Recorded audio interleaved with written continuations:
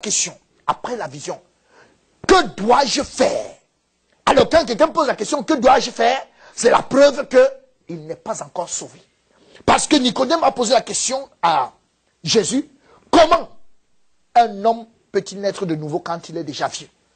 Alors ceux qui sont dans Luc 18, après avoir vu qu'un jeune homme riche, comme celui-là, avec une bonne vie, n'est pas sauvé, ils ont donc posé la question, qui peut donc être sauvé? Dans le livre des Actes chapitre 2 verset 37, nous avons les Juifs, après la prédication de Pierre, qui vont poser la question à Pierre. Homme frère, que ferons-nous? Et nous avons Paul qui va poser la même question à Jésus. Que dois-je faire, Seigneur? Toutes ces questions, tous les gens qui doivent être sauvés, plus tard, passent d'abord par cette question. Donc on n'est pas de nouveau par une vision. Pourquoi? Parce qu'en accord avec 1 Pierre 1, verset 23, que je vais lire, puisque vous avez été régénérés, c'est-à-dire nés de nouveau, non pas une semence corruptible, mais par une semence incorruptible, par la parole vivante et permanente de Dieu. Quelqu'un qui te dit, je suis né de nouveau par une vision. La vision n'est pas permanente. Si on veut donc vérifier, si c'était vraiment Dieu qui t'a parlé, nous allons faire ça comment? Comment est-ce que nous allons faire? Est-ce qu'on va donc dire, bon, assieds-toi que Dieu répète? Est-ce que Dieu va répéter? Ou bien tu vas nous dire, non, non, non, non, croyez seulement. Non, ça c'est de l'intimidation. On ne peut pas croire à ce qu'on ne comprend pas. Pour croire, il faut d'abord comprendre. Bon, la Bible est claire. Nous sommes nés de nouveau, certes, par la parole. Mais la parole vivante et en plus de ça, permanente. Elle doit être vivante et permanente. Vivante et permanente, la seule parole de Dieu qui soit vivante et permanente, c'est la Bible. Et c'est elle qui peut donner naissance à un homme. Est-ce que tu es donné de nouveau? Il faut qu'on voie comment cette parole qui est vivante, esprit et vie, t'a engendré. Et nous pouvons vérifier. Si tel n'est pas le cas, c'est impossible que tu sois né de nouveau. Alors, certaines personnes racontent parfois, je suis né de nouveau parce que quand je lisais ma Bible, alors j'ai été sauvé. Non, la Bible a tout prévu. Comment tu es sauvé? En lisant la Bible. Comment? Nous avons l'eunuque éthiopien et on a un cas dans la Bible. Il se leva et partit, et voici, un Éthiopien, un eunuque, ministre de Candace, reine d'Éthiopie et surintendant de tous ses trésors, venu à Jérusalem pour adorer, s'en retournait assis sur son char et lisait le prophète Ésaïe. L'Esprit dit à Philippe, avance et approche-toi de ce char. Philippe accourut et entendit l'Éthiopien qui lisait le prophète Ésaïe. Il lui dit, comprends-tu ce que tu lis? Il répondit, comment le pourrais-je si quelqu'un ne me guide? Et il invita Philippe à monter et à s'asseoir avec lui. Bien-aimé, cette Bible, pour que tu la comprennes et que tu naisses de nouveau, il faut que quelqu'un qui est déjà né de nouveau te guide à l'intérieur. Tu ne peux rien comprendre si quelqu'un qui est sauvé ne te guide. Tu ne peux pas passer par une porte où tu n'es jamais passé. Il faut que quelqu'un qui y est déjà passé t'y amène.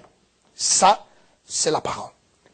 D'autres personnes regardent un peu leurs œuvres et ils se disent, regarde tout ce que je fais dans l'église. Nous allons lire Romains chapitre 10, verset 1. Frère, le vœu de mon cœur et ma prière à Dieu pour eux, c'est qu'ils soient sauvés. Donc, Paul prie, et c'est pour les Juifs. Il veut qu'ils soient sauvés. Mais c'est clair donc qu'ils ne sont pas encore sauvés. Mais voilà le témoignage qu'il donne. Il dit,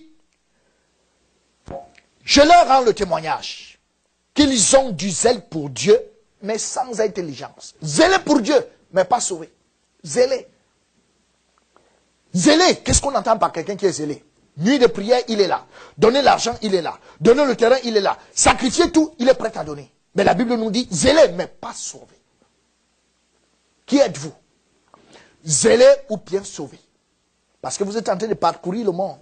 Et vous évangélisez même, peut-être, mais étant zélé, mais pas sauvé. C'est très proche. Mais ils sont très différents. Parce qu'ils ont différentes destinations. Zélé sans être sauvé, vous allez en enfer. Sauvé, même si vous n'êtes pas zélé, vous allez au ciel.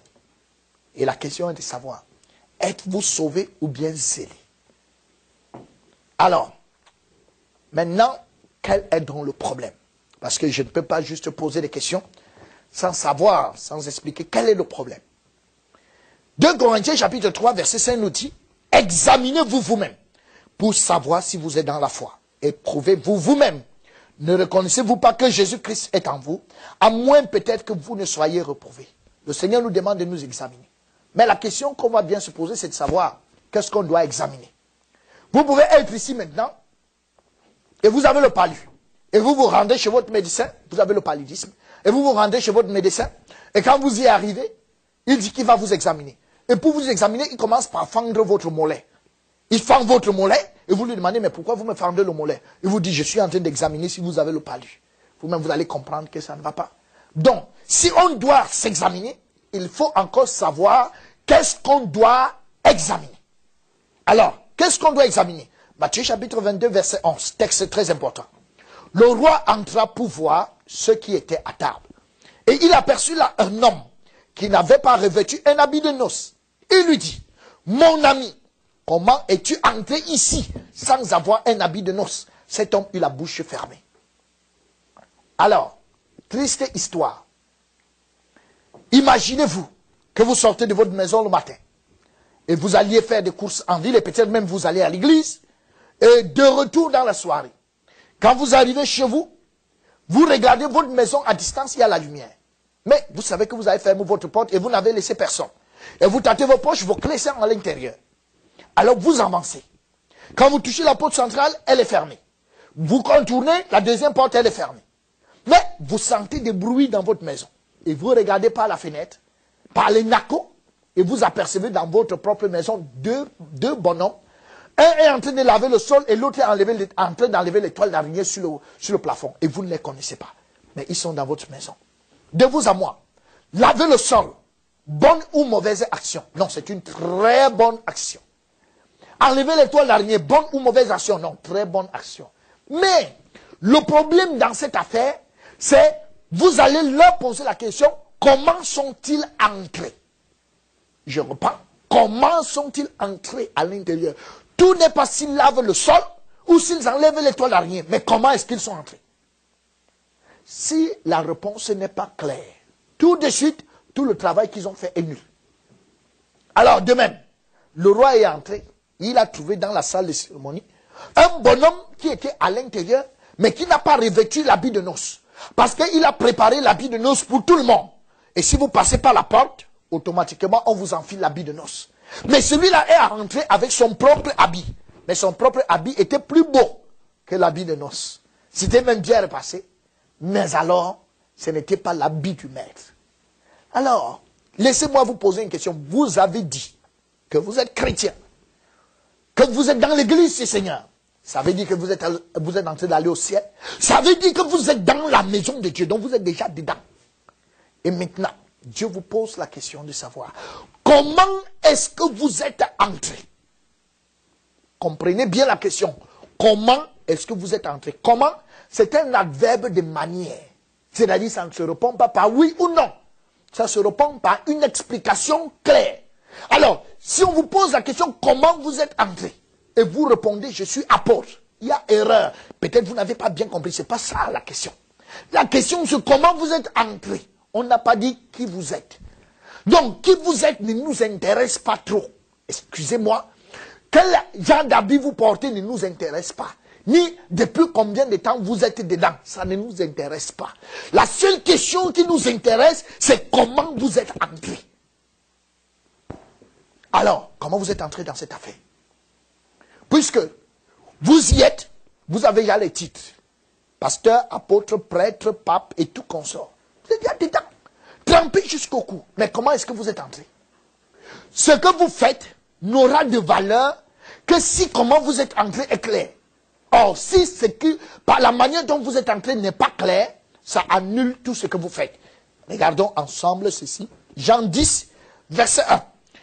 En vérité, je vous le dis. Je vous dis.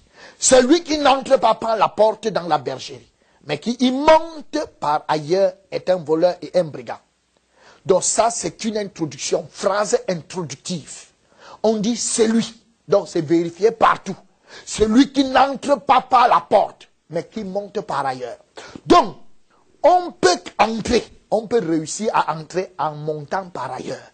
Donc ma question est de savoir, êtes-vous passé par la porte ou êtes-vous monté par ailleurs? Si vous êtes monté par ailleurs, vous êtes un voleur et un brigand. Même si ça fait 20 ans, même si ça fait 50 ans. Quand on pose parfois la question à quelqu'un, il répond.